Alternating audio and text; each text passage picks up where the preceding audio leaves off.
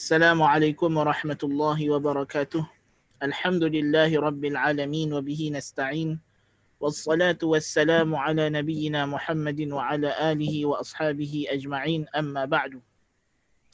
Kita bersyukur kepada Allah tabaraka wa ta'ala dapat bertemu pada pagi ini sekali lagi dalam kelas kita membincangkan kitab Tathhirul I'tiqad an Adranil Ilhad karangan Al-Imam Ibn Al-Amir As-San'ani rahimahullah ta'ala, Ibn Al-Amir As-San'ani rahimahullah ta'ala. Dan pada sesi yang lepas kita telah pun membincangkan sampai kepada syubhat yang dibawakan oleh musannif berkenaan mereka yang hendak mempertahankan amalan syirik dengan alasan dia berkata kalau benda ini telah tersebar di serata-rata negeri orang Islam, maka ini menunjukkan ianya adalah ijma' kerana tidak diingkari. So musannif rahimahullah telah memberikan sejumlah jawapan. Di antaranya ialah kita tidak menerima bahawa perkara ini adalah ijma', ya, kerana ijma' ialah kesepakatan mujtahid umat Muhammad sallallahu alaihi wasallam, yang mana dan kita kata setelah terbentuknya mazhab yang empat tidak ada lagi mujtahid, kerana syarat mujtahid kita tahu dia mestilah mujtahid dalam usul dan juga furu'. Dia tidak boleh dalam furu' saja. So walaupun satu orang mungkin dia mujtahid dalam satu perkara, satu isu, tapi dia mungkin berijtihad mengikut kerangka usul fiqh mazhab tertentu, mungkin usul fiqh mazhab Abu Hanifah atau usul fiqh mazhab Imam Ahmad atau usul fiqh mazhab Imam Malik atau usul fiqh mazhab Imam Syafi'i. Jadi as long as dia bertaklid pada usulul fiqh, maka dia bukan mujtahid mutlak yang dengannya kita nak boleh kata berlaku ijma'. Itu satu, kalau kita kata tidak ada mujtahid. Kalau kita nak kata ya mujtahid yang dalam furu' ini kita ambil kira sebagai mujtahid, tetapi syarat ijtihad mesti dalam perkara baharu yang berlaku setelah kewafatan Nabi SAW, yang hukumnya belum dijelaskan lagi dalam Al-Quran dan Sunnah. Adapun perkara-perkara yang berlaku daripada syirik dan bid'ah ini telah pun jelas hukumnya dalam Al-Quran dan Sunnah, maka tidak ada keperluan lagi untuk kita membicarakan tentang kesepakatan atau tidak kesepakatan. Dan satu lagi, mendakwa bahawasanya ianya ijma' adalah benda yang sukar, kerana kita tak tahu adakah semua ulama' telah memberikan persetujuan. Manakala ingkar mungkar, kita nak kata tidak ada ulama' ingkar, ini juga satu dakwaan yang palsu juga. Pasal ingkar itu sendiri, ingkar mungkar berlaku dengan tangan, bicara, mulut dan juga perkataan dan juga hati. So kalau kita katalah kami tak nampak ada ulama' yang ingkar dengan tangan atau dengan bicara, dengan perkataan, tapi tidak bermakna dia tidak ingkar dalam hatinya, kerana kelemahan dan kedhaifan yang ada pada dirinya, kerana keadaan semasa yang menyebabkan dia takut berlaku musibah pada dirinya, terancam nyawanya, dia tak boleh nak bercakap, tak boleh nak bertindak, tapi dia ingkar benda itu dalam hatinya, dia tidak setuju. So kita kata nak mendakwa kata dia tidak ingkar, itu satu lagi dakwaan yang berat. Jadi kata musannif rahimahullah, wa min huna yu'lamu anna ikhtilala ma istamarra 'inda a'immatil istidlal min qawlihim fi ba'd ma yastadilluna 'alayhi bil ijma' innahu waqa'a wa lam yunkar fa kana ijma'an, wa wajhu ikhtilalihi anna qawlahum ولم ينكر رجم بالغيب فإنه قد يكون أنكرته قلوب كثيرة تعذر عليه الإنكار باليد واللسان وأنت تشاهد في زمانك أنه كم من أمر يقع لا تنكره بلسانك ولا بيدك وأنت منكر له بقلبك. ويقول الجاهل إذا رآك تشاهده سكت فلان عن الإنكار يقوله إما لائما أو متأسيا بسكوته فالسكوت لا يستدل به عارف. وكذا يعلم اختلال قولهم في الاستدلال فعل فلان كذا وسكت الباقون فكان إجماعا مختلا من جهتين. الأولى دعوى أن سكوت الباقين تقرير لفعل فلان لما عرفت من عدم دلالة السكوت على التقرير. الثانية قولهم فكان إجماعا فإن الإجماع اتفاق مجتهد أمة محمد صلى الله عليه وسلم والساكت لا ينسب إليه وفاق ولا خلاف حتى يعرب عنه لسانه. Kata musannif rahimahullah, dari sini kita tahulah cacatnya apa yang telah berlaku di sisi para ulama, para imam-imam daripada beristidlal dan perkataan mereka dalam sebahagian istidlal mereka dengan ijma'. Sesungguhnya ia telah berlaku dan tidak diingkari, maka ia ijma'. Dan wajah kekurangannya di sini adalah perkataan mereka tidak diingkari. ia adalah tekaan secara ghaib. Kerana boleh jadi ia telah diingkari oleh hati yang banyak yang tidak mampu untuk mengingkarinya dengan tangan dan lisan. Dan engkau menyaksikan perkara ini zaman engkau, banyak perkara yang berlaku yang kau tidak mampu nak ingkar dengan lisan engkau dan tangan engkau. Namun engkau ingkar dengan hati engkau. Dan orang jahil bila tengok engkau, dia kata, fulan ni telah diam, tidak ingkar. Dia ni tak ingkar. Dia menyebutnya sama ada sebagai mencela, ini mencela alim ni sebab tak ingkar benda tersebut, ataupun nak jadikan hujah, nak ikut dakwaan bahawa alim ni tak ingkar, maka boleh buat. Sedangkan diam tidak boleh dijadikan sebagai dalil, maka di situlah kita ketahui kecacatan perkataan mereka dalam beristidlal, dalam menggunakan dalil. Fulan ni telah buat perkara tersebut dan yang lainnya diam, maka ianya ijma'. Dan ini kurang dari dua sudut. Dia kata ini mencacatkan hujah, mencacatkan istidlal dari dua sudut. Yang pertama, dakwaan bahawa diamnya yang lain adalah pengakuan kepada perbuatan seseorang kerana kita telah mengetahui bahawa diam tidak menjadi dalil, tidak menunjukkan ianya takrir. Yang kedua, perkataan mereka ianya ijma'. Kerana ijma' adalah ittifaq, kesepakatan mujtahid umat Muhammad sallallahu alaihi wasallam. Sedangkan orang yang diam tidak dinisbahkan padanya sepakat atau menyelisihi, sehinggalah dia mencakap dengan lisannya. So di sini musannif rahimahullah nak bincang sikit masalah dalam usul, di mana dia kata pada pendapat beliau rahimahullah taala, kita kena balik kepada masalah ijma' tu sendiri. Ijma' tidak cukup sekadar kita mengatakan benda ni dibuat dan orang lain tengok dan tak ada siapa ingkar, dengan makna tak ada siapa tegah dengan perbuatan atau percakapan. Maka sekadar itu kita tak boleh dakwa ianya ijma'. Kerana yang pertama, kita tak tahu, mungkin dia ingkar dalam hati dan dia tak mampu nak ingkar dengan tangan dan lisan. Yang kedua, mengatakan ianya ijma'. Ini juga salah. Pasal apa? As long as orang ni berdiam diri dan tidak mengucapkan atau membuat tindakan yang menunjukkan dia bersetuju, maka itu menunjukkan bahawasanya kita tak boleh nak nisbah ijma'. Pasal orang yang diam, dalam kaedah fiqh dia kata, as-sakit la yuhmal ala syai'. As-sakit la yuhmalu alaihi syai'. Orang yang diam tidak boleh kita kata dia setuju atau tak setuju. Ini kaedah, kan, dalam fiqh. Yang dipakai ialah kalau diamnya anak dara dalam peminangan, itu betul lah. Itu datang dalam hadis. Itu pun diam dengan ulama kata diam dengan cara yang menunjukkan setuju. Diam kerana malu, tersipu-sipu dan sebagainya. Tapi kalau dia diam, menangis, diam dengan tak setuju, tak boleh pakai juga. So kalau orang tu diam, tak kata apa, kita tak nampak reaksi muka dia, setuju ke tak setuju ke, kita tak boleh nak hukum dia setuju atau tak setuju. Sehingga dia bercakap ataupun dia buat tindakan yang menunjukkan dia setuju atau tidak setuju. So ini kena tengok sebenarnya apa yang musannif cakap ni pun tidak boleh atas itlak juga. Kita tengok juga keadaan. Benda yang dibuat di zaman as-salafus salih radhiyallahu anhum, dalam keadaan zaman itu tidak ada siapa takut kepada siapa untuk ingkar yang hak, maka itu kita boleh kira ijma' sukuti, ijma' yang diam. Ataupun sebab itu dalam mazhab Imam Syafi'i rahimahullah ta'ala, di antara dalil yang Imam Syafi'i pakai ialah fatwa seorang sahabat yang masyhur dan tidak diketahui ada yang menyelisihi fatwa tersebut. So kalau ada satu isu berlaku di zaman sahabat dan seorang sahabat yang faqih bagi fatwa berkenaan masalah tersebut dan isu tersebut telah tersebar ke seluruh negeri Islam dan tidak diketahui ada sahabat lain yang mengingkari fatwa tersebut, maka ianya adalah hujjah. Ini kerana di zaman sahabat dia tidak ada orang yang nak selindung-selindung pendapat dia. Nah, kita tengok apa nama Ibnu Abbas radhiyallahu anhuma. Adakah dia berselindung dengan pendapat dia yang dia tak setuju dengan Abu Bakar dan Umar radhiyallahu anhuma dalam masalah haji tamattu' masalahnya? Para sahabat menzahirkan mereka tak setuju. Bahkan Ali bin Abi Talib radhiyallahu anhu dia tak setuju dengan fatwa Abu Bakar dan Umar radhiyallahu anhuma yang melarang haji tamattu'.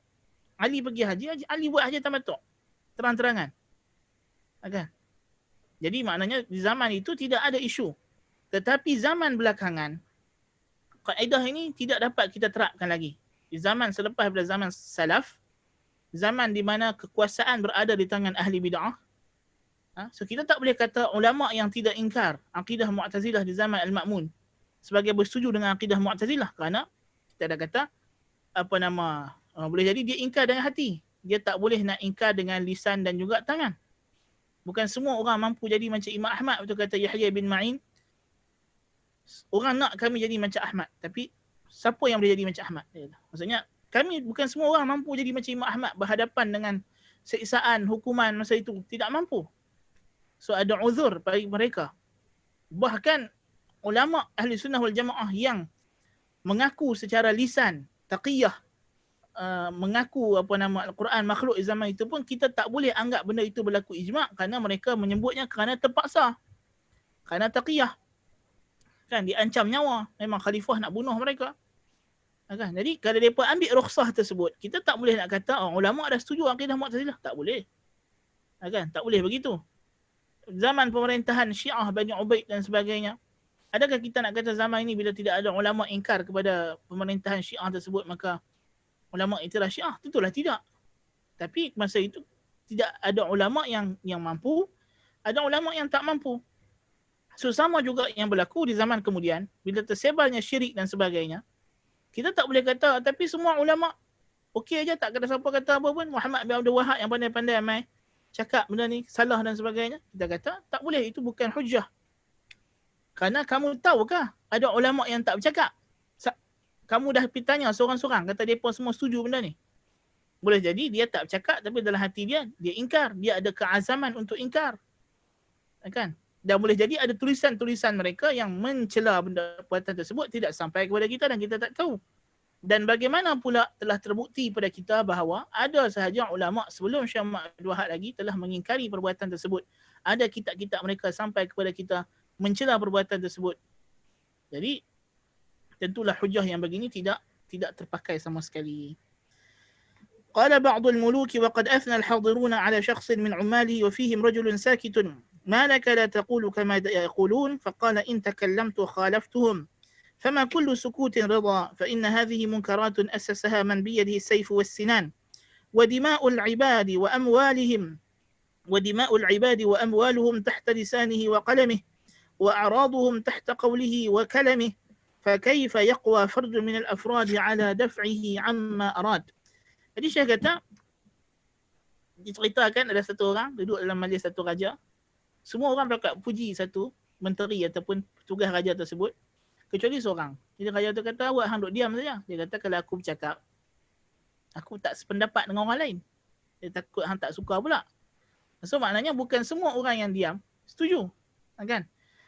Dan kata Musannif rahimahullah, bagaimana pula di zaman yang berlaku perkara ini, bid'ah menyembah kubur dan sebagainya ini, diasaskan oleh orang yang ada kekuasaan. Benda itu didokong oleh pemerintah, oleh penguasa, yang mereka akan menentang, akan menghukum sesiapa sahaja yang cuba nak menentang perkara tersebut. Boleh jadi nyawanya terancam, hartanya akan dirampas, maruahnya akan dirobek. Jadi dia terdedah kepada darurat dalam keadaan yang membolehkan diberi uzur untuk dia diam pada ketika tersebut, kerana kita ada faedah dalam mencegah mungkar. Jika mungkar tersebut, kalau kita cegah, boleh mendatangkan bahaya yang besar kepada nyawa atau harta kita yang banyak atau maruah kita, maka diberi uzur untuk kita diam, tetapi dengan syarat mesti ingkar dalam hati dan berazam untuk mengingkarinya jikalau ada kesempatan dan kemampuan nanti. So maknanya semata-mata you dakwa kata ulama ini tidak mengingkari perkara tersebut, ini adalah silap. Kerana yang membela perkara ini adalah pemerintah-pemerintah, penguasa-penguasa yang mereka itu ada kebengisan, kezaliman yang menyebabkan para ulama setengah tidak mampu. Jadi kita tengok berbeza dengan Ibnu Amir As-San'ani, dia boleh ingkar sebab apa? Sebab dia sendiri daripada keluarga diraja. So dia boleh bercakap masalahnya.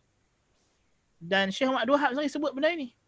Dia kata, kalau kamu tanya semua ulama di zaman ini tentang apa yang aku bawa, mereka semua akan kata ni yang betul.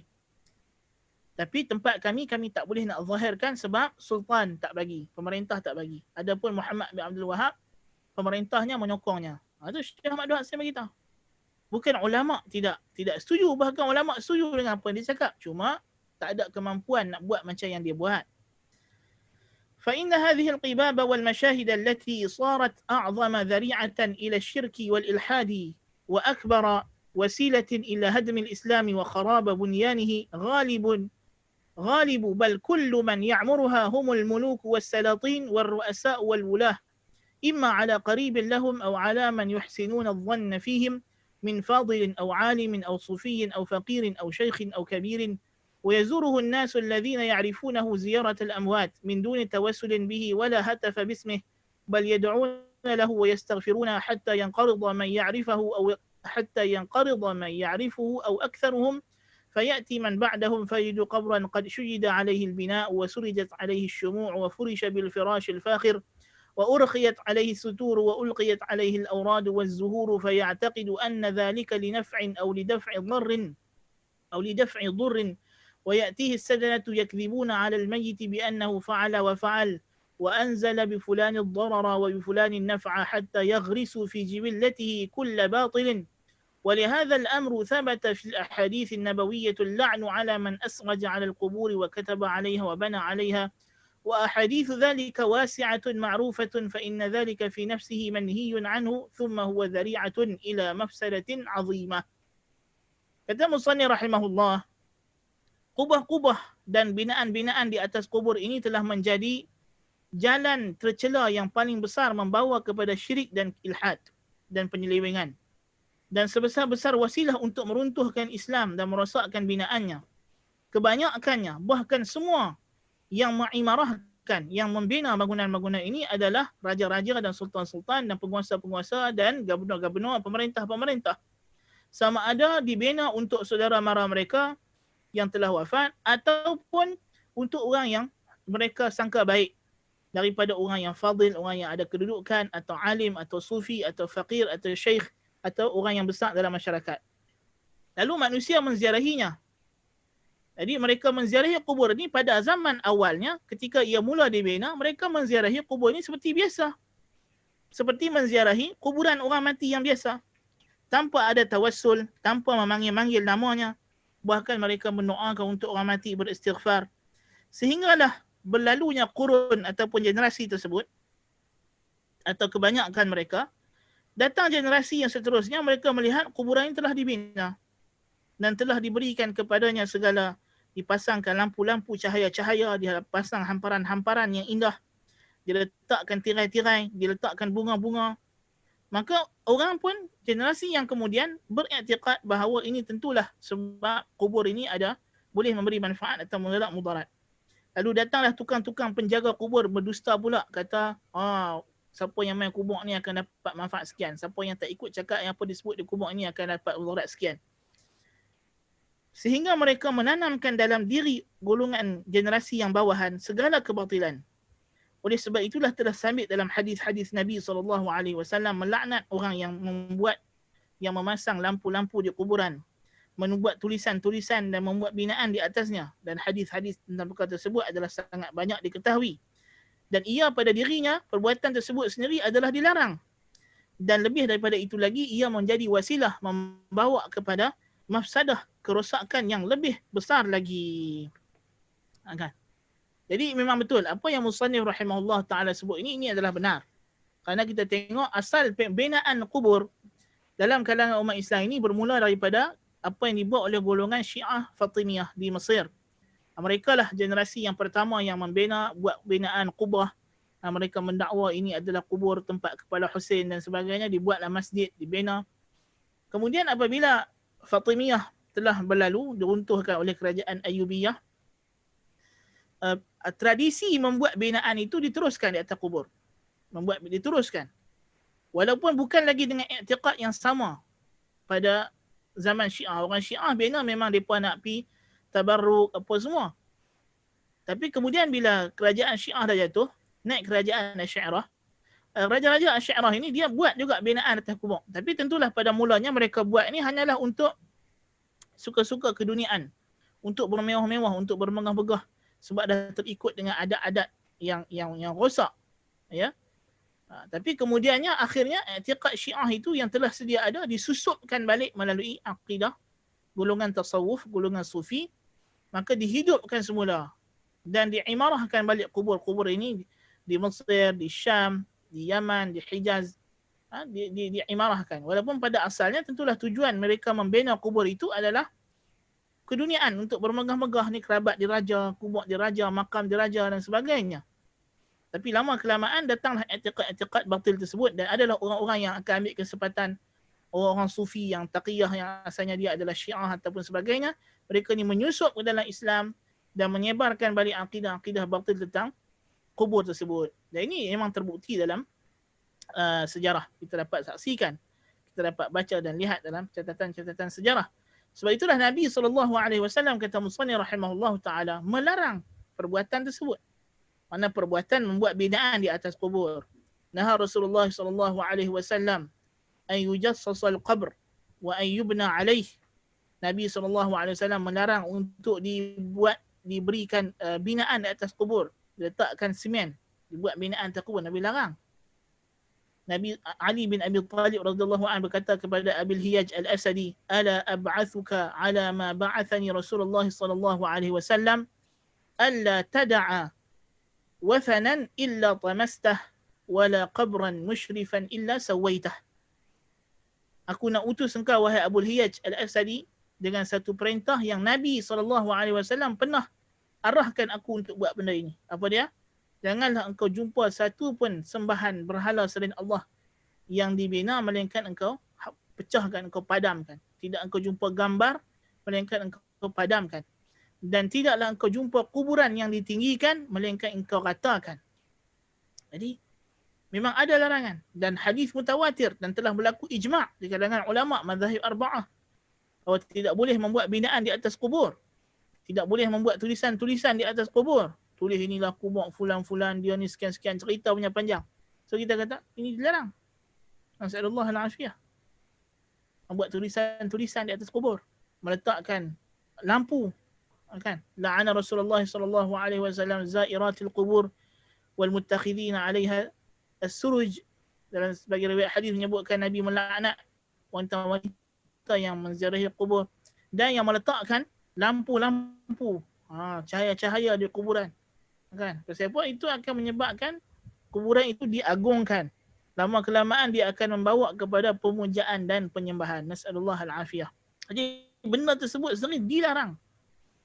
Tapi akhirnya bila mereka melanggar arahan Rasulullah SAW, berlakulah natijahnya. Yang pasti bila benda itu dibuat begitu, maka akan datanglah akidah-akidah batil menyusul selepasnya.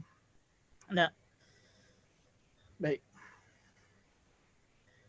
Kemudian dia datangkan syubhat, dia kata, fa in qulta hadha qabru Rasulillah sallallahu alaihi wasallam qad umirat alaihi qubbatun 'azimatun unfiqat fiha al-amwal.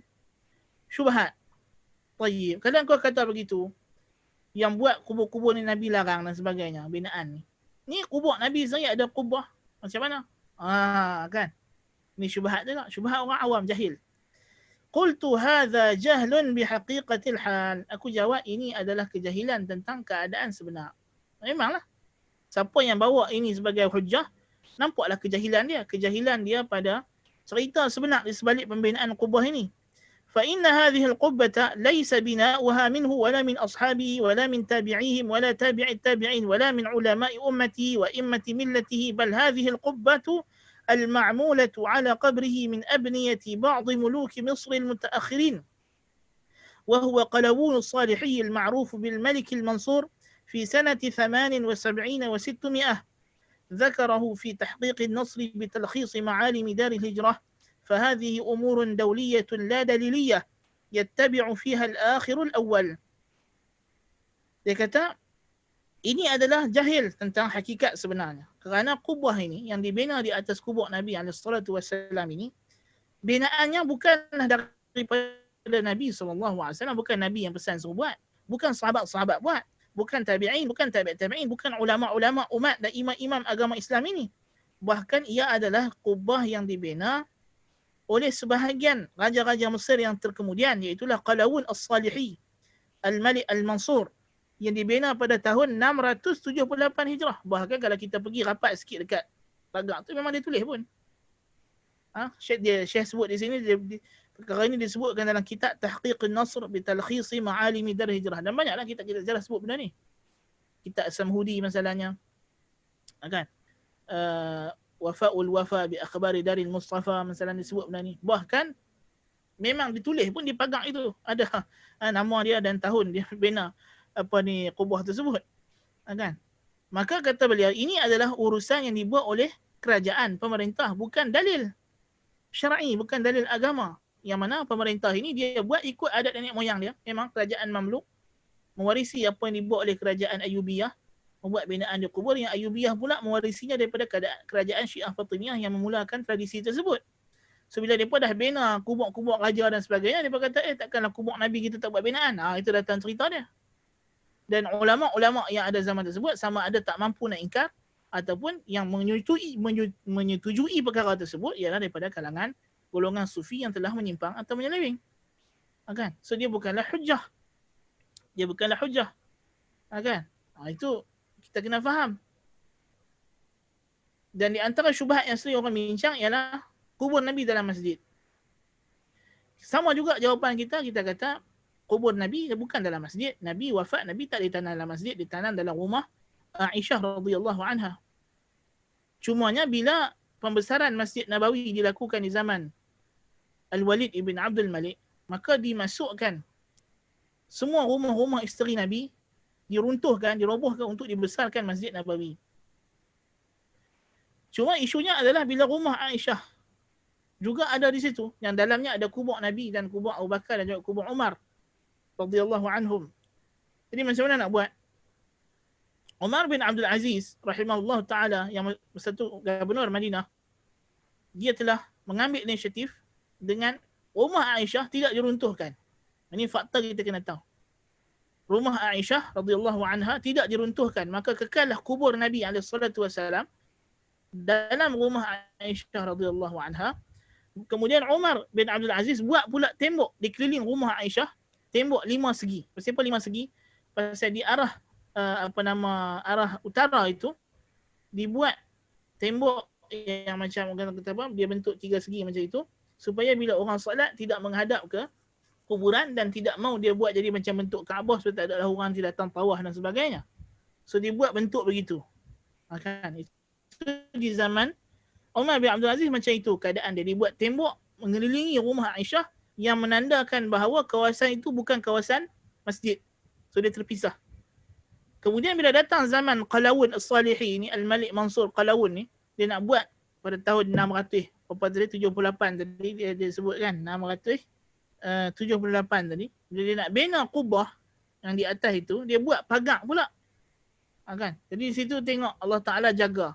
Di sebalik dia pun nak buat maksiat, buat kubah di atas itu, tapi bila dia buat pagar, maka pagar itu menjadi satu lagi pemisah di antara kawasan rumah Aisyah dengan Masjid Nabi SAW. Walaupun pagar tu sendiri dah makan sikit daripada kawasan Raudah.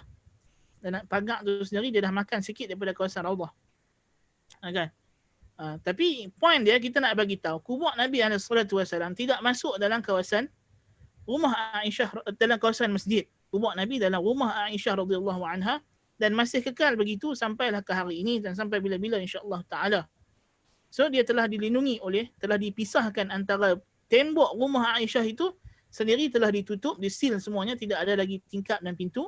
Kemudian dibuat pula tembok 5 segi oleh Umar bin Abdul Aziz. Kemudian ditambah pula dengan pagar yang hendak support kubah putih dan juga kubah hijau. Kubah putih kecil di dalam, kita tak nampak.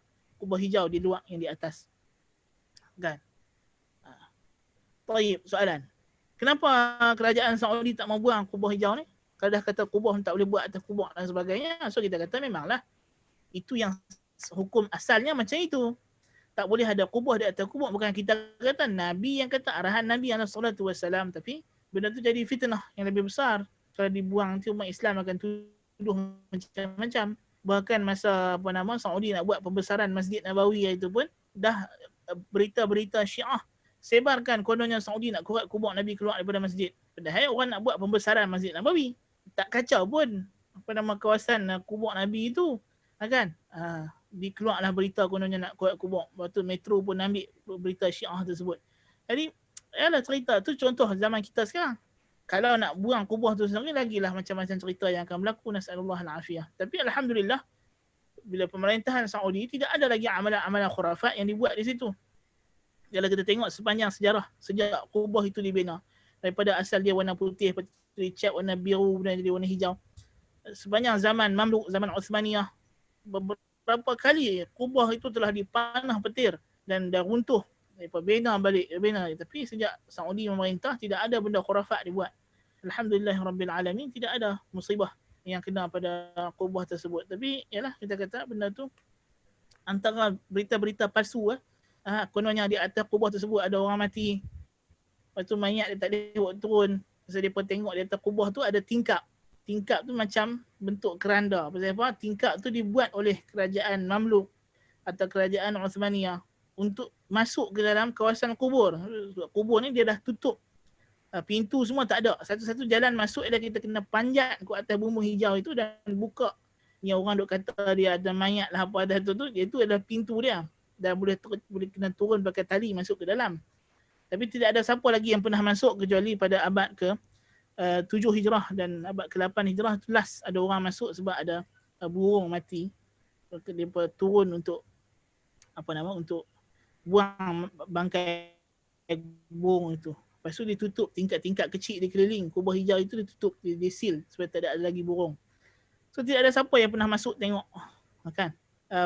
Sejak daripada abad ke-7 Hijrah tidak ada siapa lagi yang masuk tengok dalam kubur tersebut, kan? Dan tidak ada binaan dalam kubur Nabi SAW sebab yang terakhir masuk tengok dalam abad ke-7 atau abad ke-8 Hijrah ialah Samhudi, pengarang kitab Wafa wal Wafa bi akhbari Daril Mustafa.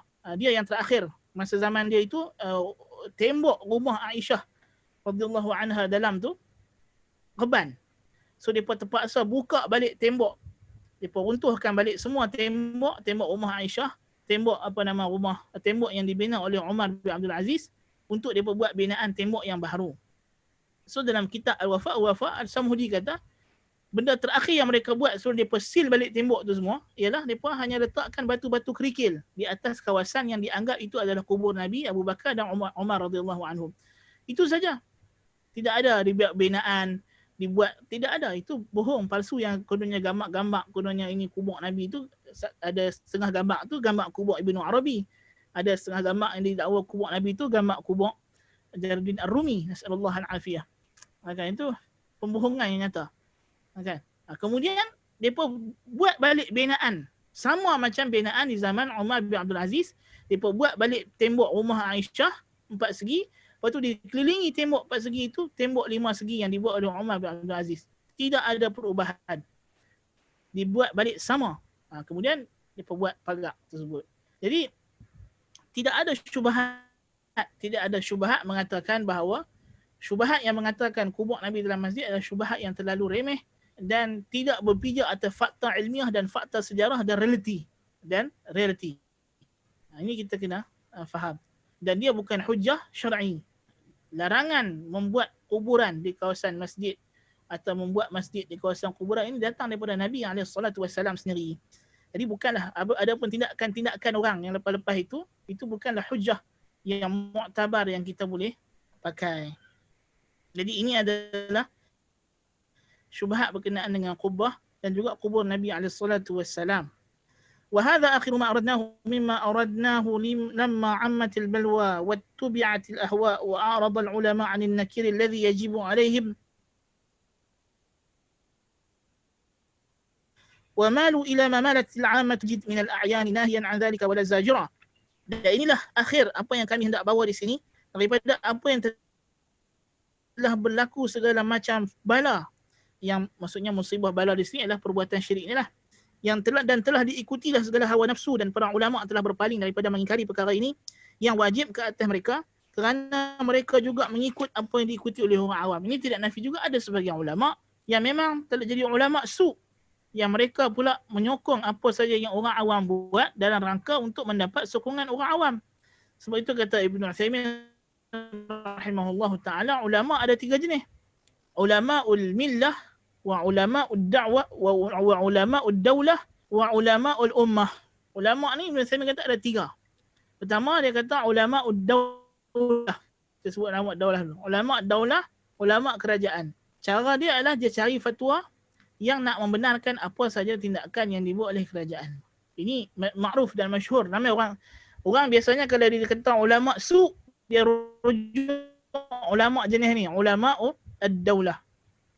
Tapi ada ulama jenis kedua yang orang ramai tak perasan, tapi dia ulama su juga. Ulama ul-ummah. Ulama yang kerja dia nak bagi puas hati masyarakat, orang ramai. Dia tengok apa orang ramai suka, hak tu dia fatwa. Tapi hak ni orang ramai selalunya puji. Pasal apa? Ikut hawa nafsu dia apa? Sama juga. Ulama kerajaan tadi dipuji oleh kerajaan. Ulama orang ramai dipuji oleh orang ramai. Pasal suka bagi fatwa mengikut nafsu orang ramai.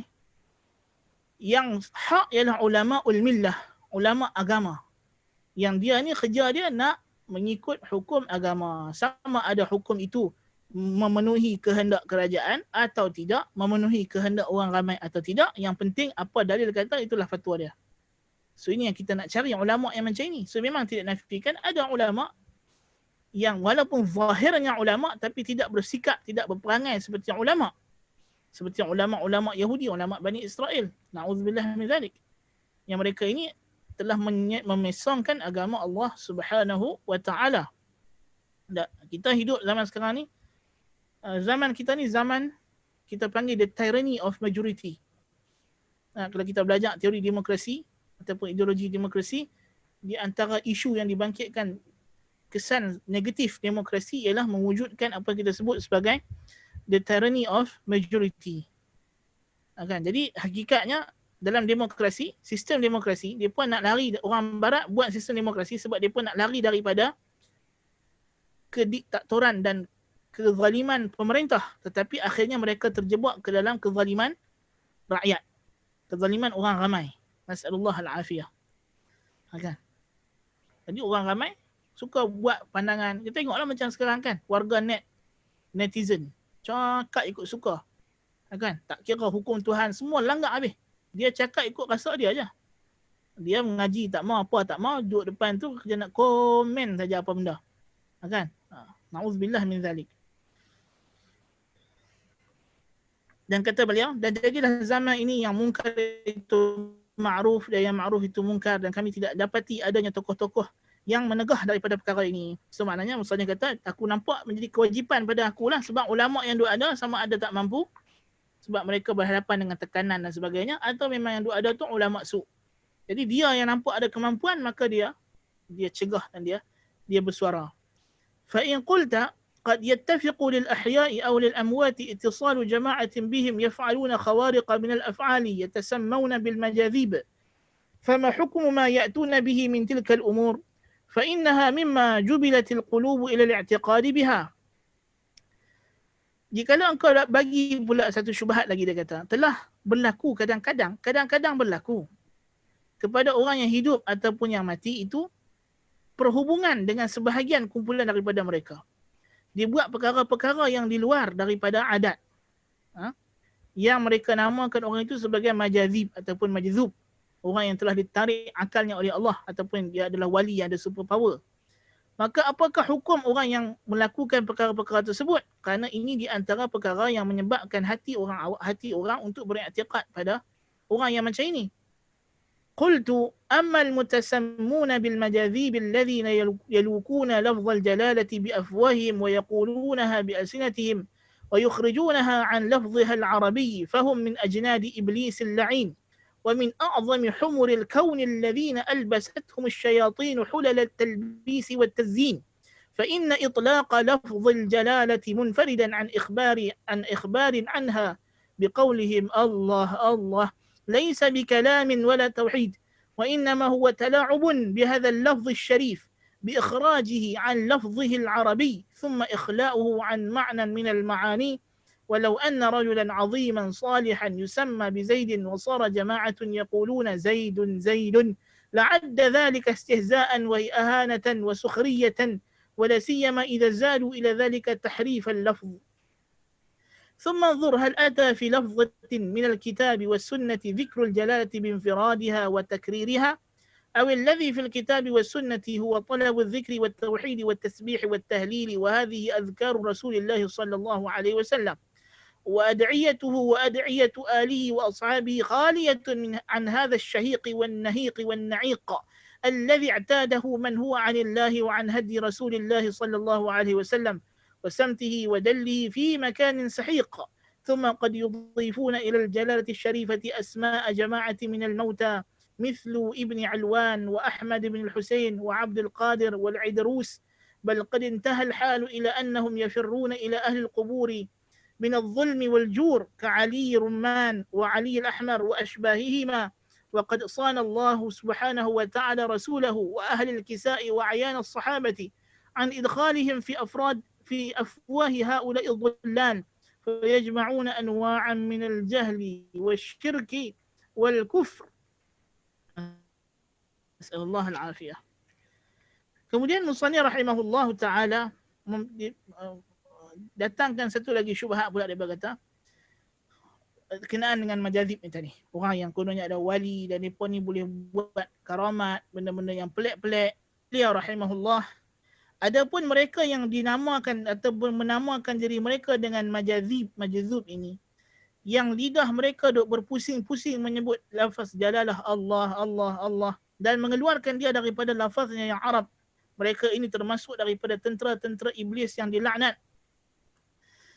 Dan di antara sebesar keldai dalam alam ini yang telah dipakaikan oleh syaitan segala pakaian putar belit dan hiasan kerana mengitlakkan lafaz jalalah secara mufrad tanpa khabarnya dengan menyebut Allah, Allah.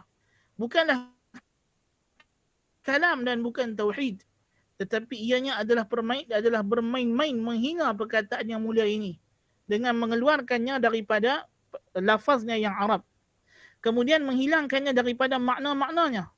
Dan jikalau seorang yang ada kedudukan yang mulia, yang salih, dinamakan dengan Zaid masalahnya, kemudian orang duk panggil nama dia Zaid, Zaid, Zaid, tentulah dia akan menganggap ini satu penghinaan dan ejekan. Tambahan lagi bila mereka menambah pula dengan mengubah lafaz tersebut.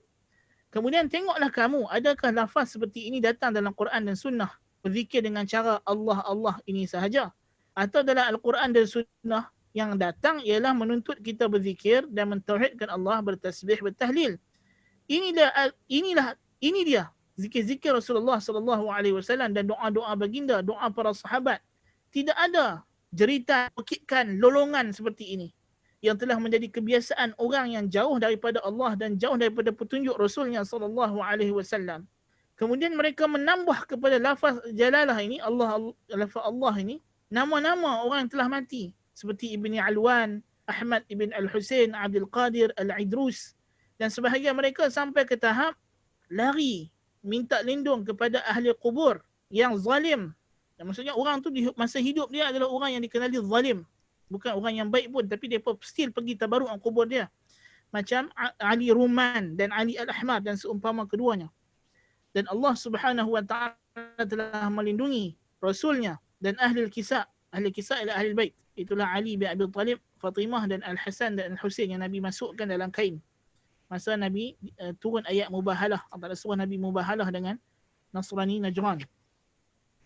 Dan juga pemuka-pemuka sahabat daripada dimasukkan ke dalam mulut golongan yang sesat ini. Jadi orang sesat ni Allah Ta'ala lindung. Mereka tidaklah seronok sangat nak panggil nama sahabat dan sebagainya. Mereka lebih suka wali-wali mereka yang bawahan ni. Lalu mereka menghimpunkan pelbagai jenis kejahilan, syirik dan kufur. Jadi ini Ustaz nak bincang pasal amalan. Sebab itulah di antara kita kena faham, ialah wali bukan diukur dengan dia boleh buat benda-benda yang pelik, benda-benda yang kita kata terkeluar daripada adat kebiasaan. Ini adalah bukan ukuran wali. Sebab telah menjadi kebiasaan orang sufi. Dia faham wali ni apa? Wali ni boleh buat benda yang pelik-pelik. Wali ni boleh terbang, berjalan, tahayyak. Ni wali lah, dia kata wali. Padahal kita kata itu bukan wali. Wali ni ialah yang ala inna awliya Allah la khawfun alaihim wa la hum yahzanun alladhina amanu wa kanu yattaqun.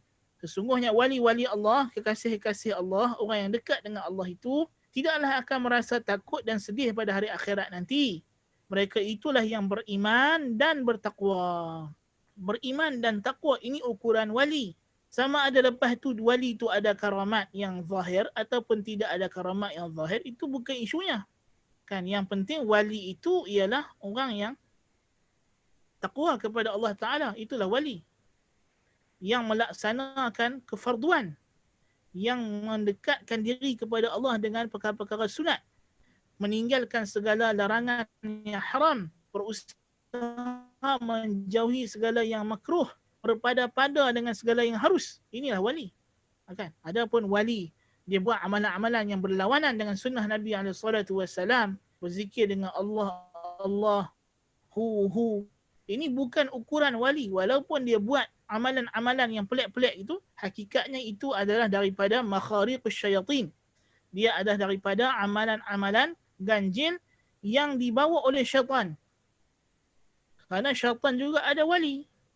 So mereka yang buat amalan-amalan bid'ah, yang bertaqarrub, yang beribadat kepada Allah dengan perkara-perkara yang Allah Ta'ala larang, mereka ini akan didekatkan kepada syaitan. Sama ada mereka sedar ataupun tidak sedar. Lalu syaitanlah yang membantu mereka membuat perkara-perkara yang pelik-pelik ini. Yang perkara pelik-pelik yang mereka buat ni hakikatnya tidaklah mencapai seperti karamat wali yang sebenar. Tidak sama standard pun. Okay? Dan tidak, kerana karamat awliya adalah mu'jizat lil anbiya. Karamat para wali adalah mu'jizat bagi Nabi. Yakni karamat itu berlaku kepada wali kerana dia mengikut sunnah Nabi SAW. Maka dia adalah bukti kebenaran ajaran Nabi SAW. Okay.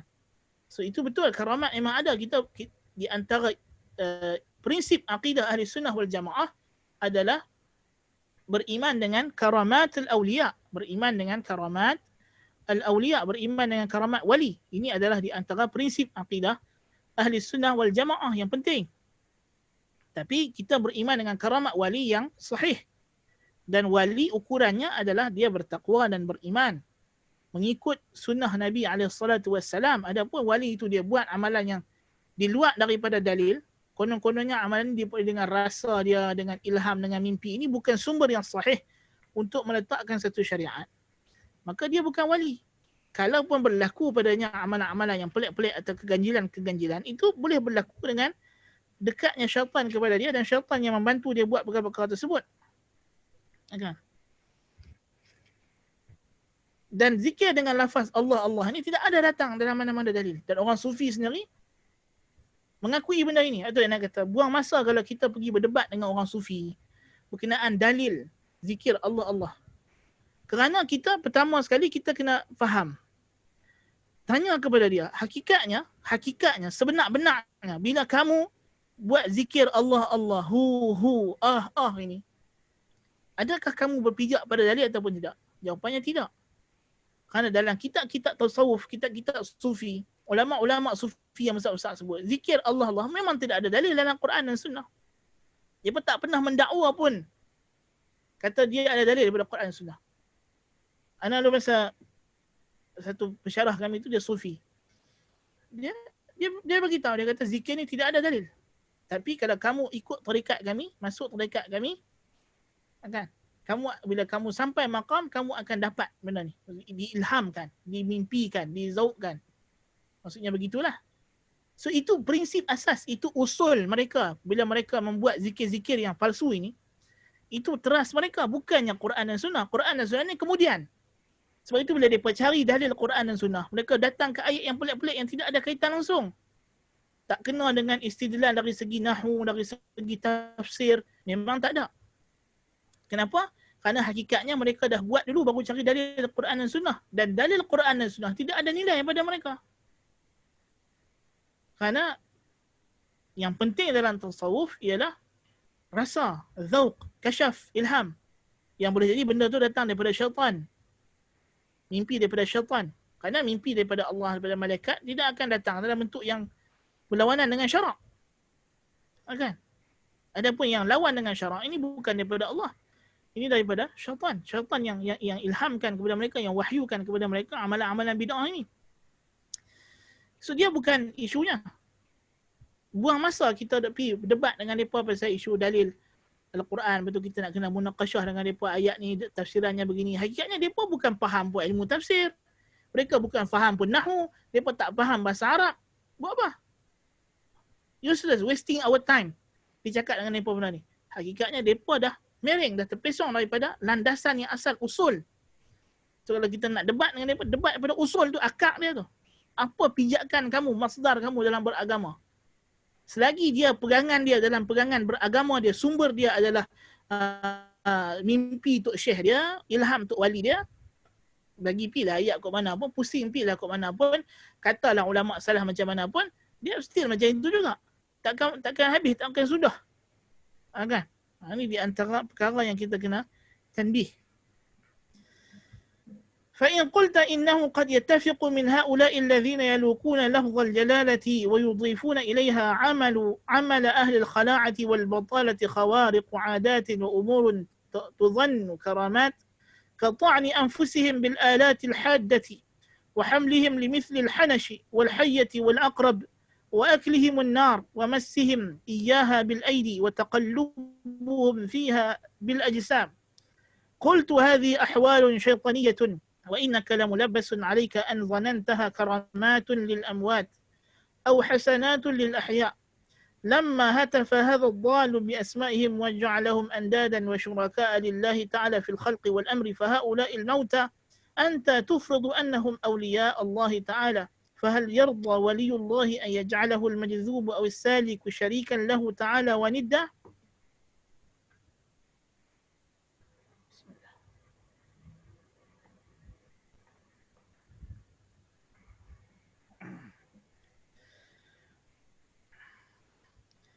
Kalau kamu kata, syubhat, kalau kamu kata, mereka yang majzub ni yang duk buat zikir pelik-pelik, duk menari-nari dan ni, kan, yang terpekik, terlolong berzikir ni, ada karamat-karamat seperti mereka, apa nama, dan ditambah pula dengan amal-amal perbuatan yang pelik-pelik, yang jelek-jelek, dan juga perkara-perkara yang di luar daripada kebiasaan namakan karamat, seperti mereka cucuk badan mereka dengan besi tajam, bawa ular, akrab, makan api dan sebagainya. Maka kata musannif, ini semua adalah keadaan syaitaniyah. Dia panggil ahwalun syaitaniyah. Ahwalun syaitaniyah. Ini adalah perkara yang syaitan bantu wali-wali dia.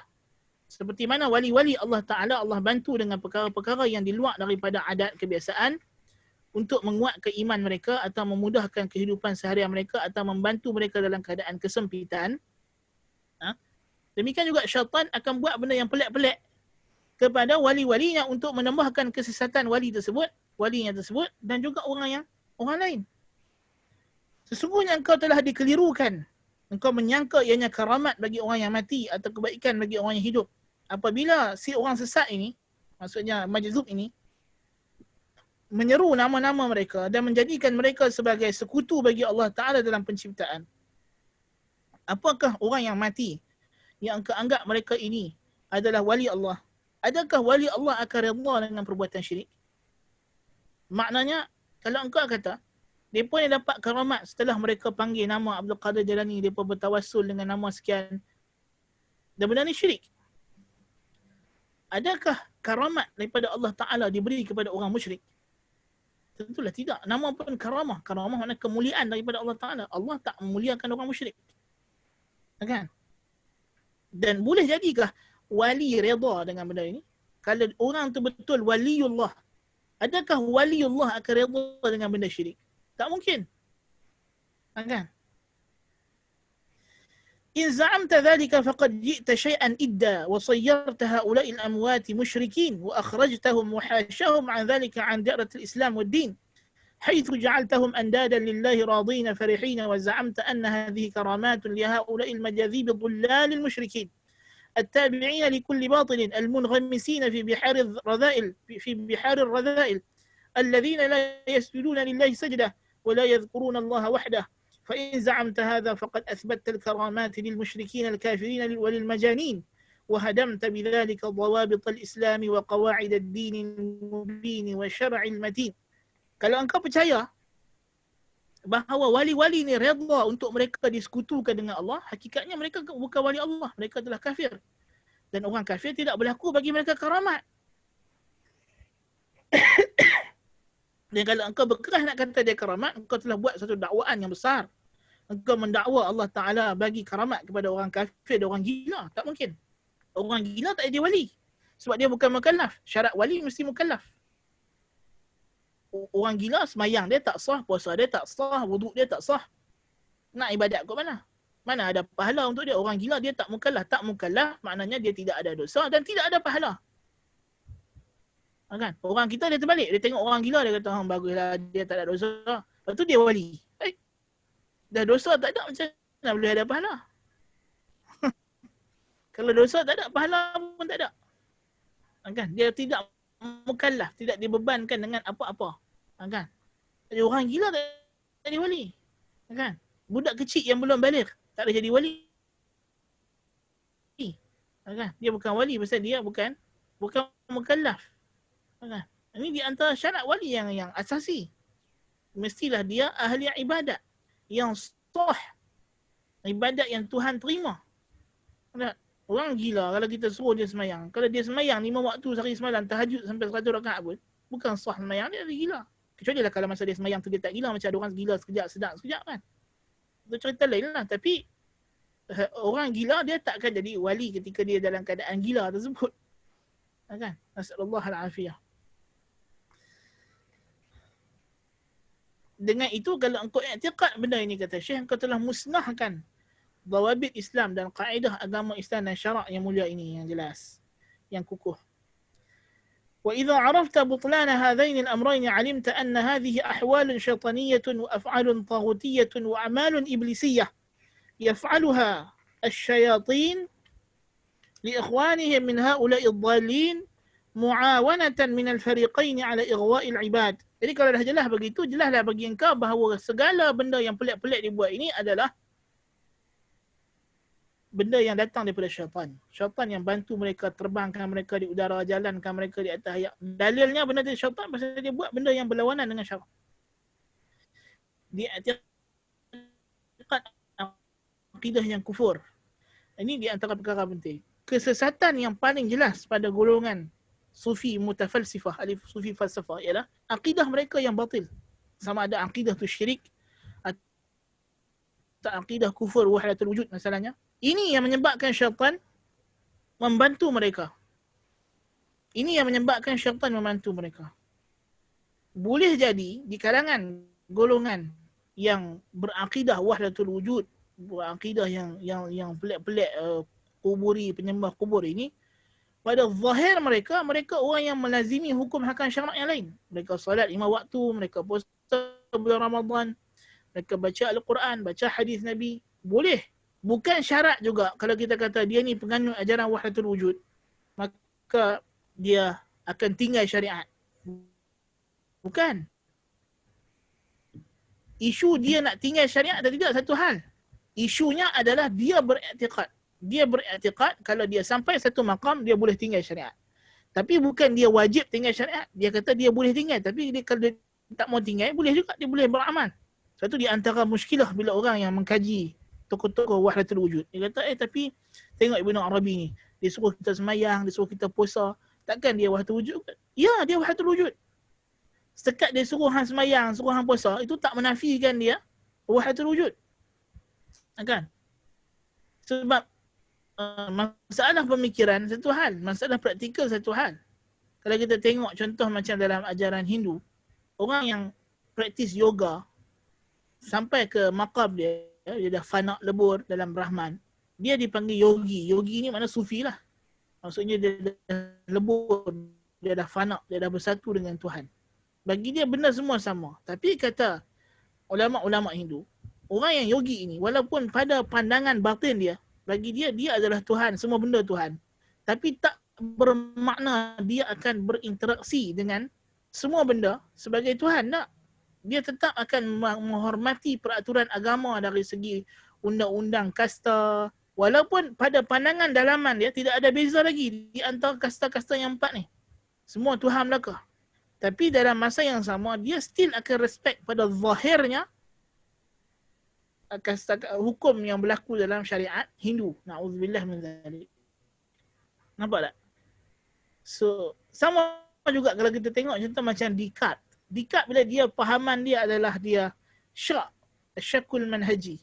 Maksudnya dia kena syak dulu sebelum dia mencapai keyakinan. Bukan makna ketika dia sedang syak, ketika dia sedang mengkaji, dia dah hidup dia jadi cacah merbah, dia tak makan, tak minum. Bukan macam itu.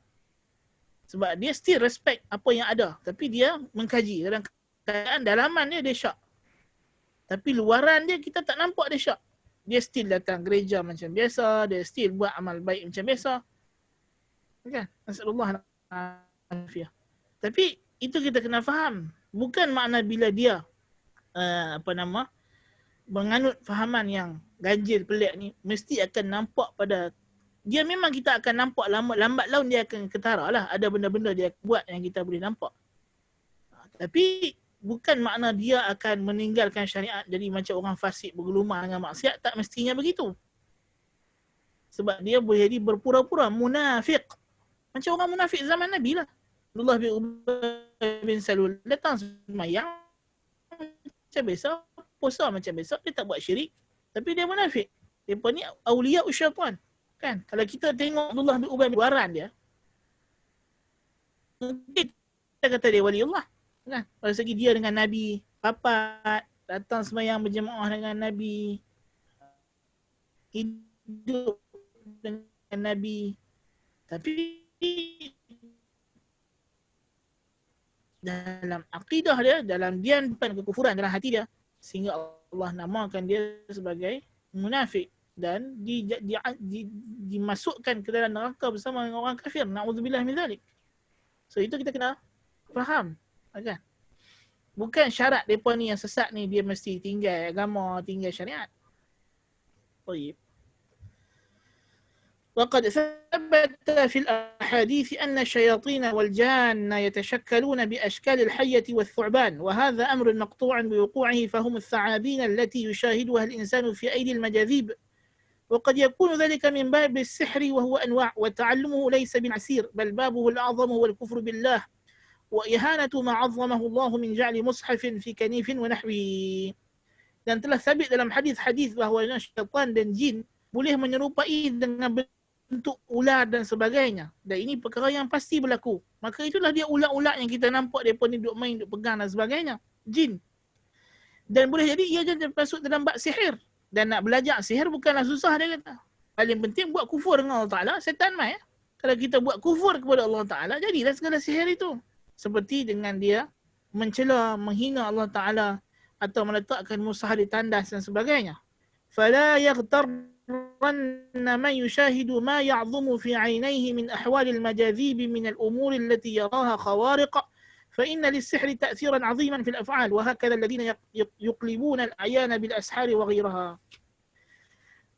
Maka janganlah tertipu orang yang menyaksikan apa yang dia nampak macam hebat pada matanya itu daripada keadaan majazib wali-wali ini, wali-wali sufi yang dusta ini, daripada perkara-perkara yang ganjil-ganjil. Kerana sihir itu ada kesan yang dahsyat pada perbuatan. Demikian juga mereka yang boleh mengubah satu bentuk ke bentuk yang lain dengan sihir.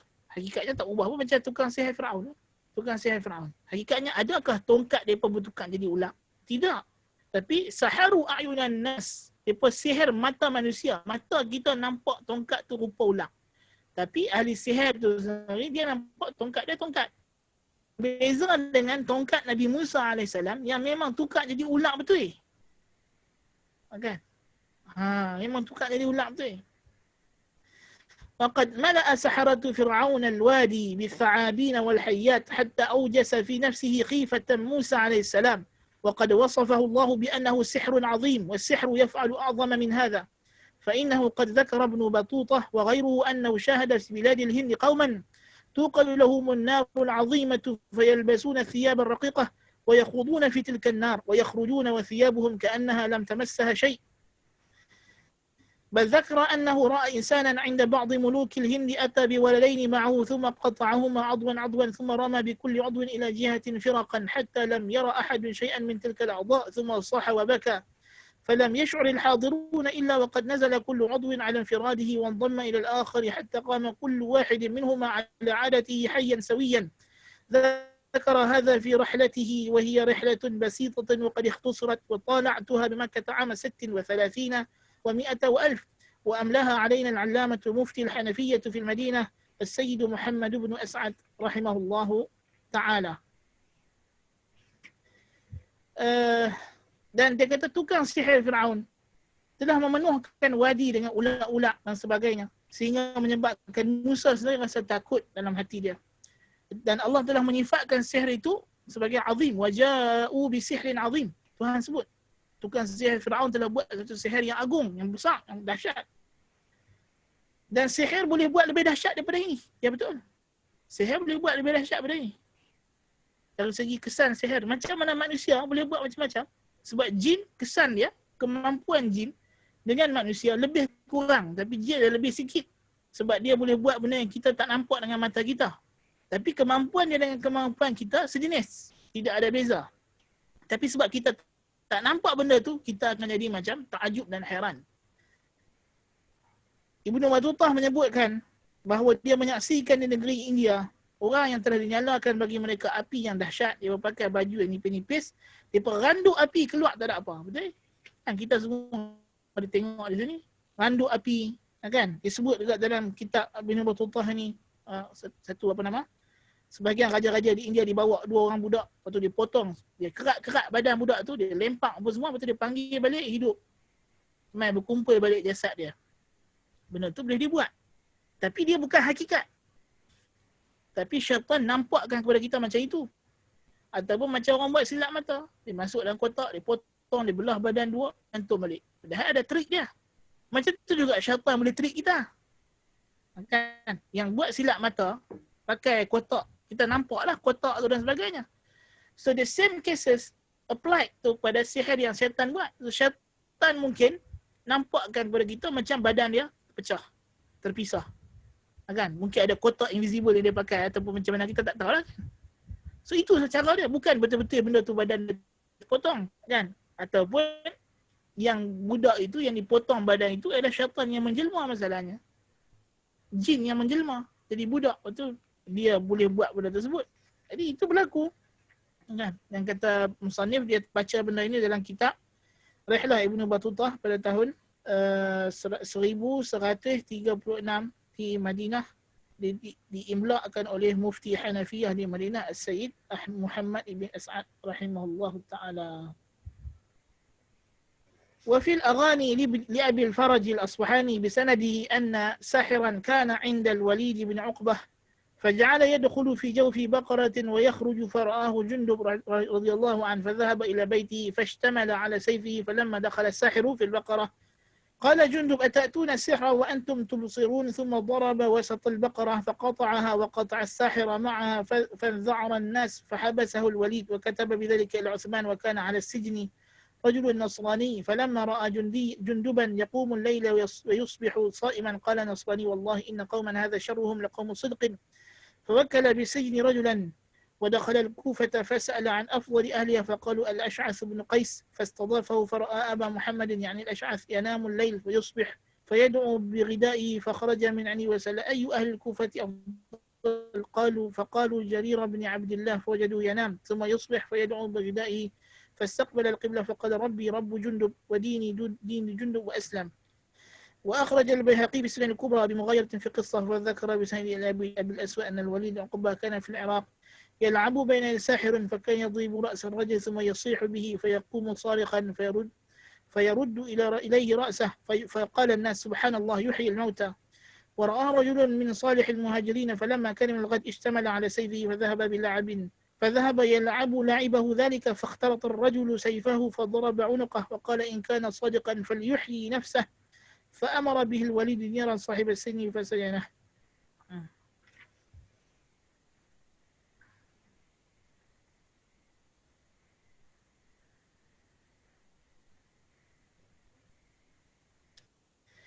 Kemudian dia bawa cerita yang masyhur berkenaan dengan apa yang berlaku pada Jundub Al-Khair radhiyallahu an di zaman Uthman ibn Affan masa Al-Walid ibn Uqbah. Jadi gabung di Kufah, datang satu orang sihir. Dia kerat badan orang, lepas tu dia hidupkan balik. Kan? Jadi bila Jundub dengar cerita tersebut, Jundub ambil pedang dia, pergi pancung kepala ahli sihir tu. Dia kata kalau betul dia ni boleh hidupkan orang, hidupkan. Padahal masa tadi dia buat trik. Dia buat trik kan. So maknanya sihir itu boleh buat macam-macam. Kan? Boleh buat trik kat kita. Contoh dia hidupkan orang. Kan? Dan cerita Al-Walid bin Uqbah ini dan juga cerita Jundub ini kita telah bahaskan masa kita bincang kitab Tauhid berkenaan dengan babus sihir. Saya tak perlu ulas lebih panjang lagi di sini.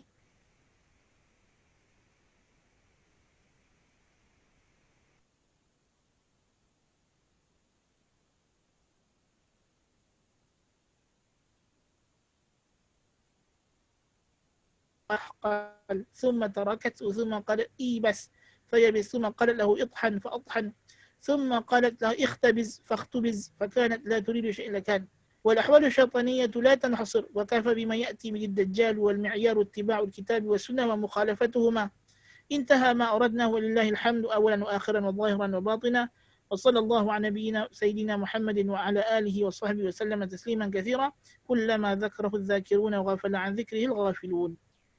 Penutupnya ialah musannif bawa cerita ni nak buktikan sihir ni sihir ni adalah berlaku ada kesan. Maksudnya sihir ni ada kesan. Itu point dia buat main cerita pasal Jundub tadi, dia tengok ada satu tukang sihir potong badan orang sambung balik. Lepas tu cerita yang dibawa oleh Al-Baihaqi berkenaan satu perempuan dia nak menuntut ilmu sihir. Dia pergi jumpa dua laki-laki tergantung di negeri Babylon. So ada riwayat menganggap itu adalah Harut dan Marut. Allahu a'lam, dia tak ada nas kata itu Harut dan Marut. Tapi perempuan ni jumpa dua lelaki tergantung di Babylon. Dia pergi jumpa lelaki tu, dia kata aku nak belajar sihir. Lelaki tu kata kalau kau nak belajar sihir, kau pergi tempat ni, kau kencing kat situ. Dia kencing, keluar daripada dia iman dia. Na'udzubillah min dzalik. So dia dah kufur.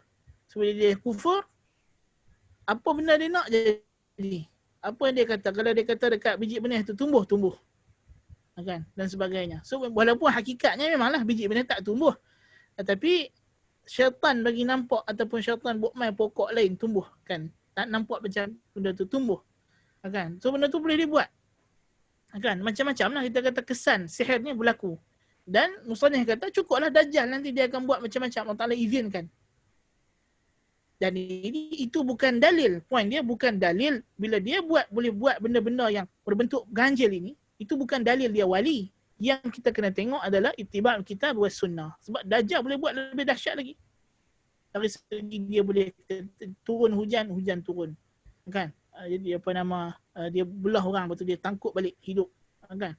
So Dajjal boleh buat benda tu. Jadi maknanya kita kata jangan terpedaya dengan dakwaan kononnya ini ada karamat dan sebagainya. Itu bukan ukuran orang itu wali ataupun bukan wali. Wallahu ta'ala alam bis-shawab. Walhamdulillahirabbil alamin. Tamatlah bacaan kita dalam kitab Tadhhirul I'tiqad an Adranil Ilhad karangan Al-Imam As-San'ani rahimahullahu ta'ala. Jadi insya-Allah nanti kita akan umum kelas yang baru. Kita apa pula kita akan beritahu nanti insya-Allah taala. Jadi itulah sahaja, mudah-mudahan Allah berkati apa yang disampaikan dapat manfaat. Qultu lakum ma sami'tum subhanakallahumma bihamdika asyhadu an la ilaha illa anta astaghfiruka wa atubu ilaik. Ada soalan? Okey, tadi ada gangguan internet.